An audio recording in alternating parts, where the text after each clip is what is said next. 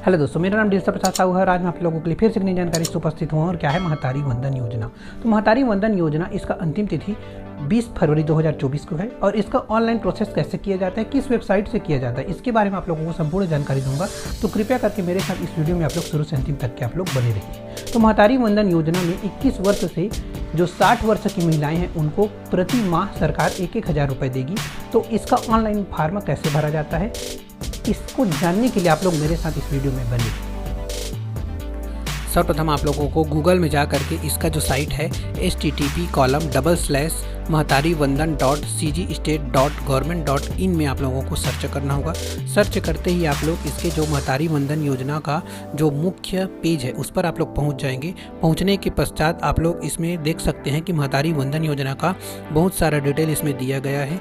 उसके बाद आप लोगों को इसका जो 3 डॉट जो ऑप्शन है उसमें आप लोगों को क्लिक करना होगा। क्लिक करने के बाद आप लोगों को मुख्य पृष्ठ, आवेदन एवं भुगतान की स्थिति, सामान्य प्रश्न, आवेदन पत्र, शपथ पत्र, छत्तीसगढ़ शासन द्वारा जारी आदेश, हितग्राही लॉगिन दिखाई देंगे। इसमें आप लोग आवेदन पत्र और शपथ पत्र को इसी में से डाउनलोड कर सकते हैं और उसको फिल करके रख सकते हैं। उसके बाद हितग्राही लॉगिन को जैसे ही आप लोग क्लिक करोगे आप लोगों को आवश्यक दिशा निर्देश दिखाई देने लगेगा, जिसमें दिया है कि कृपया सूचित होवे कि महतारी वंदन योजना का फॉर्म पूरी तैयारी के साथ भरें। एक मोबाइल नंबर से केवल एक ही आवेदिका का आवेदन अपलोड हो पाएगा। यह प्रक्रिया OTP आधारित है। सारी जानकारी भरे जाने के पश्चात आपको फॉर्म सबमिट करते समय OTP आएगा और OTP भरने के बाद ही आपका फॉर्म जमा होगा। अतः सभी अपलोड किए जाने वाले दस्तावेज स्पष्ट रूप से एवं पढ़ने योग्य हो। फॉर्म जमा होने पर आपको SMS के माध्यम से सूचना प्राप्त होगी। कृपया पूरी तैयारी के साथ भरें। यदि आपका फॉर्म रिजेक्ट होता है तो आप लोगों को SMS के थ्रू एक मैसेज आएगा और सूचना दिया जाएगा। तत्पश्चात आपको समस्त दस्तावेज एवं आवेदन की मूल कॉपी हार्ड कॉपी में समीपस्थ जो मतलब समीप के आंगनबाड़ी हैं या फिर ग्राम पंचायत वार्ड प्रभारी या फिर बाल विकास परियोजना कार्यालय या फिर जिला कार्यक्रम अधिकारी कार्यालय में तत्काल स्वयं उपस्थित होकर जमा करना होगा।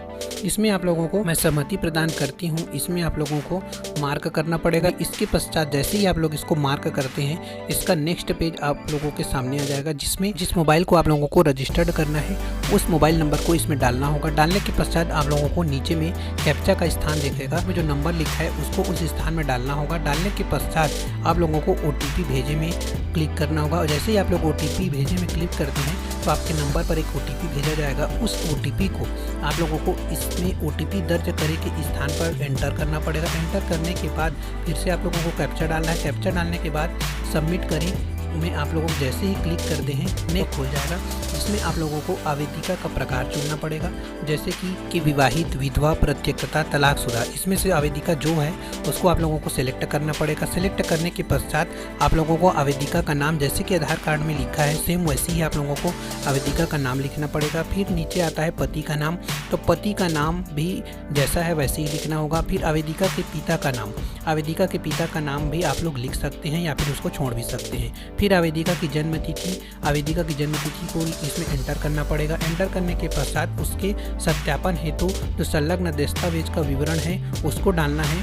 जैसे कि दस्तावेज का प्रकार चुनें, उसमें आप लोग जन्म प्रमाण पत्र डाल सकते हैं, आधार कार्ड डाल सकते हैं, 10वीं या 12वीं की अंक सूची डाल सकते हैं, साला दाखिल खारिज प्रमाण पत्र डाल सकते हैं, ड्राइविंग लाइसेंस डाल सकते हैं। जो भी आपके पास है उसको आप लोगों को सिलेक्ट करना पड़ेगा। उसके बाद आवेदिका की जाति, उसको आवेदिका जिस जाति है उसको इसमें एंटर करना पड़ेगा।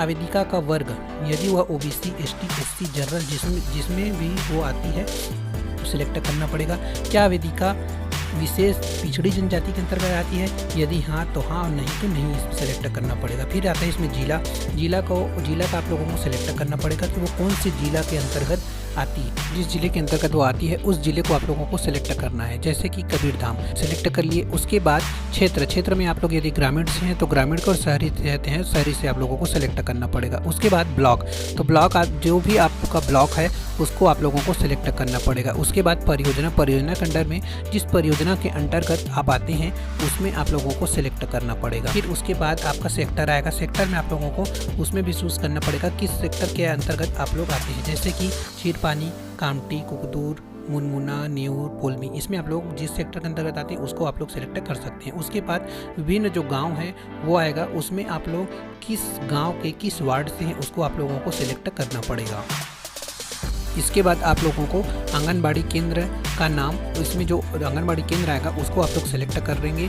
यदि आप लोग सेलेक्ट करते हैं तो उसी आंगनबाड़ी केंद्र में आप लोगों को जो हार्ड कॉपी दस्तावेज जमा करना है उसको उसी आंगनबाड़ी केंद्र में जा करके आप लोगों को जमा करने पड़ेगा। इसके बाद आता है पिन कोड, तो आप लोगों का जो एरिया है उसी एरिया का पिन कोड आप लोगों को डालना पड़ेगा।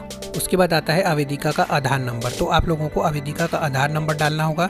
और उसके बाद पति का आधार नंबर, पति का आधार नंबर डालना चाहते हैं तो आप लोग डाल सकते हैं, और नहीं डालना है तो भी कोई बात नहीं। उसके बाद आता है आपके पैन कार्ड का नंबर, तो यदि आपके पास पैन कार्ड है तो उसका नंबर आप लोग डाल सकते हैं, और नहीं है तो कोई बात नहीं है। इसके बाद आता है आपके पति के पैन कार्ड का नंबर, यदि आपके पति के पास पैन कार्ड है तो उसका आप लोग नंबर डाल सकते हैं, और नहीं डालना चाहते तो भी कोई बात नहीं। उसके बाद आता है मोबाइल नंबर दर्ज करें, तो आपका जो रजिस्टर्ड किया मोबाइल नंबर वो अपने आप ही यहाँ पर पहले से ही अपडेट रहेगा। उसके बाद आप लोगों को राशन कार्ड का नंबर डालना है, यदि आपके पास राशन कार्ड है तो आप लोग डाल सकते हैं, और नहीं डालना चाहते तो कोई बात नहीं। उसके बाद आता है कि राशन कार्ड धारी का नाम, तो आप लोगों को राशन कार्ड धारी, यदि आप लोग राशन कार्ड का नंबर ऐड कर दिए हैं तो आप लोगों को नीचे में उसका राशन कार्ड धारी का नाम भी एंटर करना पड़ेगा। और यदि आप लोग एंटर नहीं करना चाहते तो राशन कार्ड का नंबर मत ऐड करिए तो भी चलेगा।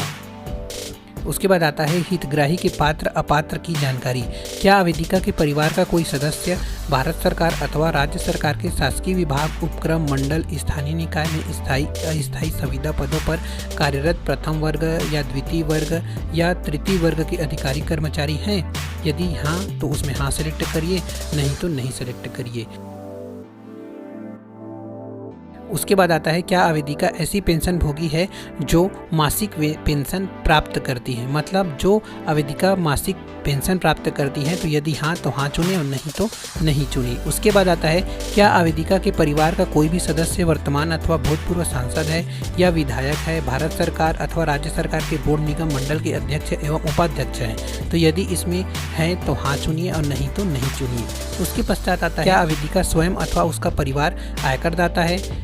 परिवार से तात्पर्य पति पत्नी एवं उन पर आश्रित बच्चों से है। यदि आप आवेदिका या फिर उनके परिवार आयकर दाता है तो इसमें हाँ चुने, नहीं तो नहीं चुने। उसके बाद आता है आवेदिका के आधार से लिंक बैंक की जानकारी, तो इसमें आप लोगों को बैंक का नाम एंटर करना है। जैसे कोई भी आप बैंक में जिसमें आपका अकाउंट है उस बैंक का नाम को आपको इसमें एंटर करना पड़ेगा। उसके बाद उस बैंक का IFSC कोड एंटर करना पड़ेगा। उसके बाद आप लोगों को बैंक अकाउंट एंटर करना पड़ेगा। ध्यान रखिए आप लोगों को खाता क्रमांक मतलब बैंक अकाउंट आप लोगों को सही सही डालना है। उसके बाद आता है दस्तावेज अपलोड, तो दस्तावेज अपलोड करने से पहले आप लोगों को फाइल का प्रकार, आप लोगों को जो भी फाइल डालना है उसका आप लोगों को साइज 200 KB के अंडर में ही रखना है, और वो JPG, JPEG या फिर PNG फॉर्मेट में ही अपलोड हो पाएगा। इसके लिए आप लोगों को आवेदिका का आधार कार्ड अपलोड करना पड़ेगा। तो आवेदिका का आधार कार्ड 200 KB से उसका साइज छोटा होना चाहिए, उसको आप लोग अपलोड कर सकते हैं। अब आता है उसके बाद पति का आधार कार्ड अपलोड करें। यदि आप लोग पति का आधार कार्ड अपलोड करना चाहते हैं तो कर सकते हैं, नहीं तो कोई ज़रूरी नहीं है। और उधर डिटेल डाली है उसका यहाँ पर दस्तावेज अपलोड करना पड़ेगा। बैंक पासबुक अपलोड करिए। आप लोगों को बैंक पासबुक का जो साइज है उसको 200 KB से कम कर लेना है और उसके बाद उसको अपलोड करना है। उसके बाद निवास संबंधी सक्षम अधिकारी द्वारा जारी प्रमाण पत्र या फिर निवास प्रमाण पत्र या आधार कार्ड या फिर राशन कार्ड या फिर मतदाता परिचय पत्र इसमें आप लोगों को अपलोड करना पड़ेगा। उसके बाद आवेदिका का फ़ोटो अपलोड करें। इसमें आवेदिका का फ़ोटो आप लोगों को अपलोड करना पड़ेगा। उसके बाद आता है राशन कार्ड अपलोड करें प्रथम एवं अंतिम पेज। यदि आप लोग राशन कार्ड का डिटेल पहले डाले हैं तो आप लोगों को राशन कार्ड अपलोड करना पड़ेगा। उसमें आप लोगों को राशन कार्ड का प्रथम एवं अंतिम पेज अपलोड करना पड़ेगा जिसका साइज 200 KB से कम हो, उसको अपलोड कर सकते हैं। और यदि आप लोग पहले डिटेल नहीं डाले हैं तो उसको अपलोड करना जरूरी नहीं है। उसके बाद यदि आप लोग पैन कार्ड का डिटेल पहले डाले हैं तो आप लोगों को यहाँ पर पैन कार्ड अपलोड करना होगा, और यदि आप लोग पैन कार्ड का डिटेल नहीं डाले हैं तो पैन कार्ड अपलोड करना जरूरी नहीं है।